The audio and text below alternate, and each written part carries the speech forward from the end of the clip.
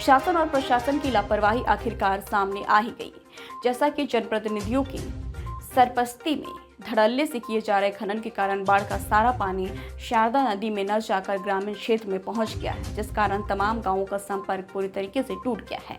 परंतु खनन का कारोबार अभी भी थमने का नाम नहीं ले रहा है। परंतु मजेदार बात यह है कि स्थानीय प्रशासन अभी भी खनन से अनजान है। पलिया उप जिलाधिकारी का कहना है कि यदि खनन हो रहा है तो उसे रोका जाए और इस बार खनन नहीं होने दिया जाए। लेकिन जब वो सही समय समझेगा तभी तो वो करेगा। सर, इस समय आपात स्थिति में हम श्रीनगर से लेके खजूरिया तक हम लगे हुए हैं।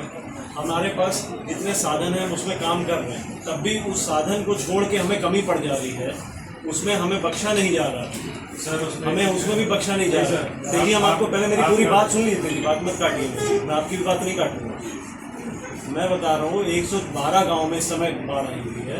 112 गांव में से अगर हम लोग 100 में भी पहुंचा रहे हैं तो उस 12 गांव के लिए हमें बख्शा नहीं जा रहा है। 100 की कोई बात नहीं कर सकते, हम उसमें भी कुछ नहीं बोल रहे। लेकिन अगर अब जनता यहाँ पे इस तरह की प्रकार की चीज़ें करेगी कि धरना देगी तो उसके लिए भी हम कुछ नहीं कर सकते। हमारे पास भी जाने के लिए कुछ कहीं नहीं है और आपके पास भी जाने के लिए कहीं नहीं है। ठीक है, मैं ही एक यहाँ पे अधिकारी बैठा हूँ जो मैं अपना काम कर रहा हूँ।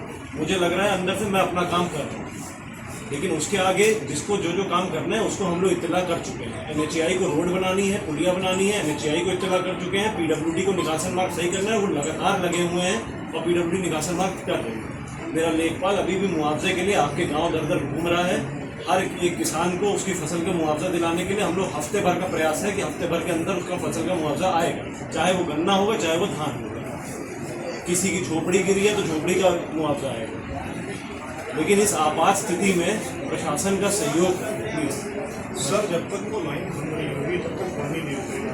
आज शारदा नदी में पानी नहीं है, आगे चलेगा एक मेरी बात बताइए, वो लाइन आप बंद करेंगे या मैं बंद? सब रेलवे की बहुत बड़ी लापरवाही थी। 7 तारीख को इन्होंने पत्थर आया, हम लोग वहाँ पे थे, पत्थर डालते रहे लाइन। 8 तारीख को मैडम नहीं, उन्होंने 2 घंटे वहाँ पे कोई पत्थर ही नहीं पहुँचा। ट्रैफिक वाली मैडम थी, वो कह रही थी कि यहाँ से जुड़ेंगे तो क्या फाटक गए। पता नहीं उसकी क्या रही मदद से किसी से क्या था, वहाँ पर पत्थर ही नहीं पहुँचाया। 2 घंटे वहाँ पे कोई आदमी नहीं गया। 8 इंची का पहले लोका खुला, फिर उसके पड़ता। अगर वहाँ पे उस दिन अगर पत्थर पड़ जाते तो ये इतनी बड़ी वहाँ पे थे सर। अगर वहाँ पे हमारे पास में मटीरियल होता हम लोग नहीं देते।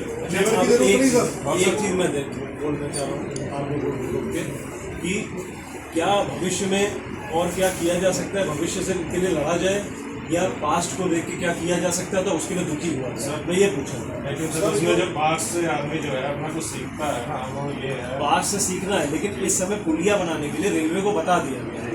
रेलवे ने बोला है ज़रा सा पानी डाउन होने दें, हम लोग पुलिया शुरू करेंगे। लेकिन पानी डाउन होने से पहले ना आप बना पाएंगे इस समय घुस के, ना हम परमिशन दे पाएंगे और ना हम बना पाएंगे। पुलिया बनाएंगे या नहीं बंद करेंगे?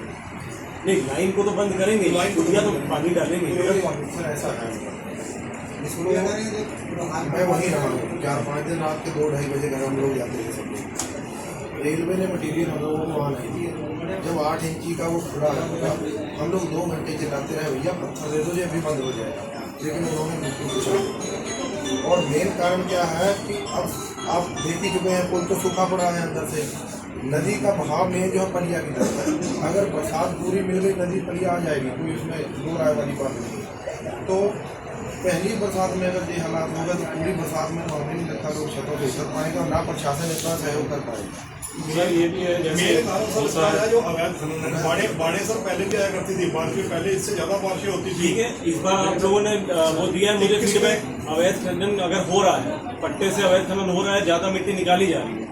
इस बार हम अवैध खनन नहीं होने देंगे और जो पट्टा है उसका हम रिपोर्ट भेज के पट्टा यहाँ से हटवा देंगे। सर एक बात कहनी सर, पट्टे का समस्या पता क्या है सर? जिसको ना जिसका पट्टा है वो सर 10-20 हज़ार रुपये ले लेता है। जिसकी कोई फसल नहीं हो रही उसको 10-20 हज़ार रुपये मिल जाता है। जैसे 2-4 साल से फसल नहीं हो रही है उसको 10-20 हज़ार रुपये मिल गया, उसके लिए बहुत है।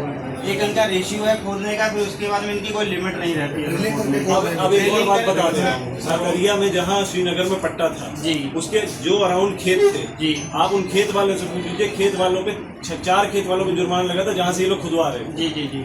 अब जनता हमारा सहयोग करे तब ठीक है। जुर्माना लगा, जुर्माना उनने भर दिया, उनने वापस से वो कर दिया। हाँ? सर, उनको तो- लेकिन प्रशासन और पुलिस की एक क्षमता है कि वो वहाँ पे कुर्सी पे बैठ के ये नहीं देख सकती कि वो पट्टे से निकाल रहे हैं कि यहाँ से निकाल रहे नहीं हैं। सर, पर्टिकुलर परमानेंट बात तो ये नहीं है बैठ सकते। तो मैं पट्टे के उस पे मैं रिपोर्ट भेज दे रहा हूँ, पट्टा खारिज हो जाएगा। आप लोग शाहजहांपुर, लखीमपुर, शारदानगर जहाँ से फिर बालू का इंतजाम करना वो करना, भले लोगों को कुछ हैवी पड़ेगा लेकिन मैं यहाँ से वो करा दूंगा। साहब जहाँ उनका पट्टा हुआ वहाँ तो उन्होंने बालू निकाला ही नहीं, निकाला तो अन्य एरिया से। और एक अफवाह मैं आपको एक चीज बता दे रहा हूँ, ये मत सोचिए, कुछ अफवाह ऐसी फैल रही है कि शारदा नदी का रुख ये पुलिया पे पलट गया है। फिर भी आप सब पढ़े लिखे लोग हैं, मैं आप लोगों से वो करता हूँ कि ये अफवाह मत फैलाइए कि शारदा नदी इधर से करने लगी है। सर, पानी आ जाएगा सर, आप शारदा नदी का पानी ये नहीं चल रहा है, ये गोविंद नगर से उधर से पानी नालों से बो के आ रहा है। आपका वॉल्यूम काफी बढ़ा हुआ है और निकलने की सिर्फ 20 फीट की जगह है। नहीं, जो पानी जो इधर से सर्कुलेट होके आ रहा है वो तो ठीक है, बात सब जायज है, लेकिन बात यह है कि अगर ये लाइन ना टूटी होती, अगर लाइन सेव हो जाएगी सर, पानी सर कुछ, क्योंकि पुल में इतनी ज्यादा सल्टिंग हो रही है लाइन कि सेव पानी करेंगे। निकलने का जब लाइन है। साँस ही नहीं है ना सर, डेंजर आज से लाइन। कुछ साल पहले अगर हम लोग कुछ साल पीछे जाते 10-15-20 साल, तो पहले क्या होता है, ये पुल के नीचे यहाँ पे एक होता था, वहाँ पे वो पर्ची काटते थे 30-50 रुपये की, वहाँ से वो बालू निकलवा दिया जाता, वो फ्री में निकलता था और वो सिल्टिंग भी साफ हो जाती थी। तो ये कई बार हम लोगों ने पहले भी कह चुके हैं, अमनीश जी थे उनसे भी हमने कहा था पहले, तो लेकिन अगर वो वाला वहाँ से अगर ना हो, लोगों को कह दिया जाए कि यहाँ भी आप यहाँ से बालू निकलवा दीजिए। एक आपसे बताने का ये मकसद ये है कि बाढ़ आई है, आगे के लिए इसका सोल्यूशन की बात नोट कर रहे हैं हम लोग। एक बात और सर कही जाती है, देखिए पहले हम लोग छोटे होते थे, हम लोग जब देख जो आप पुल की जो डेंजर लाइन है जिसपे पानी मेजर करते थे कि यहाँ इतना पानी है, जो डेंजर लाइन एक्चुअल में है उतनी तो सर उसमें रेता पड़ी, तकरीबन पौना पुल जो है, आधा भी नहीं पौना पुल बंद है उस रेता की वजह से। अगर वो साफ हो जाएगी सर तो किसी तरफ पानी नहीं जाएगा, ना रेलवे लाइन भी सेफ रहेगी सर, आगे पीछे के गाँव भी सेफ रहेंगे, तो उस पर सिल्टिंग पहले से आप नहीं सर, पता क्या उस तरफ से पानी जो है ना सर बराबर आएगा और बराबर निकल जाएगा, क्योंकि डाफ लगती है जब भेजना पड़ेगा। आपकी बात डिसिल्टिंग की बात आई है तो डिपार्टमेंट को भेजना पड़ेगा। जी जी एक नदी वैसे ही डिसिल्टिंग के लिए सुप्रीम कोर्ट में लड़ रही है, जी आप लोगों को पता है ना। जी जी। अब ये नदी डिसिल्टिंग के लिए, डिसिल्टिंग एक पर्यावरण का मुद्दा है, पर्यावरण के लिए एक डिसिल्टिंग के लिए एक एनजीटी कोड बनी हुई है दिल्ली में, वो उस पर रोक लगाती है, वो या उसको वो गो अहेड करती है। सुहेली इस चीज़ पे पहले ही अड़ी हुई है सुप्रीम कोर्ट में, और अब हम शारदा के लिए भेजेंगे। सर फिलहाल के लिए मतलब इतना हो जाए कि वो पानी जो इसमें बह रहा है सर, उतना अगर थोड़ा सा उसका ज़्यादा नहीं 2-3 फुट अगर उतना कवर हो जाए तो कम से कम हमारे रास्ते और पानी निकलना आना जाना, बच्चों की दवाइयाँ लेना हो जाए।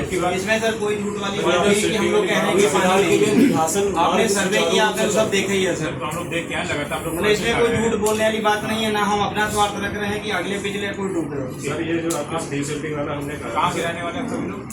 मतवारा आई थी उसके आगे के जितने गाँव हम लोग सब उधर से सर उस इलाके के लोग, बैक साइड के लोग भी हैं। प्रेम नगर से शुरू होकर हम लोग यहाँ पतवारा, बड़ा पतवारा, आगे विष्णुपुर तक के नदी का बाढ़ का इफेक्ट आप लोग को पड़ा सीधे सर बैक साइड जो पीछे बेलाघाट वाले हैं, ये इधर एक दो लोग बेलाघाट के बैक साइड वाले भी हैं, ऐसी बात नहीं कि पीछे के लोग अफेक्टेड नहीं सर, वो जब डाल लगती पानी पीछे को मारता है। 2021 में टीम आई थी जब ये लाइन टूटी थी, यहाँ पुलिया का प्रसाद होता था, तब हम लोग हाईकोर्ट गए थे। 2021 में लखनऊ से टीम आई थी इसका जांच करने के लिए, तो वो लोग उस समय उन्होंने रिपोर्ट बनाई और वो लोग मानते हैं कि शारदा का जो ढाल है, नदी की ढाल इस तरफ जो पानी शारदा से एक बार निकलेगा वो लौट के शारदा में नहीं घुसेगा, क्योंकि शारदा की अंदर से ऊंचाई ज़्यादा है, इस तरफ ढाल जाता है।